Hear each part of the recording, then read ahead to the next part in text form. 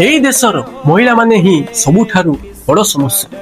कारण सेमाने केवल निज पिलांक पई बंचंती, निज स्वामींक पई बंचंती एवं समस्तको खुशी पई बंचंती। किंतु यह करिबा समय रे सेमाने निजर मध्य एक जीवन अछि बोली संपूर्ण भूली जांती। सेमाने तो जने मनुष्य, सेमानंक मध्य निज इच्छा स्वप्न एवं किछि करिवार आशा अछि। जदि आपने काहाकु पचारिबे जे तुम मांकर पसंद रंग कोन, तेबे आम भितरु अधिकांश लोक जानि नथिबे। कारण से केबे निज विषय किछि कहंती नाही। खाइबा समय रे जदि किछि जिनिस पुओ पई कम पड़े, तेबे से निजे न खाई पुओ को देथांती।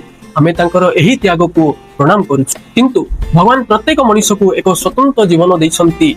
एही सफर को भलो भाबरे जीवा मध्य दरकार। तेणु केवल अन्य पाई निजको शेष करि देबा उचित नुहे।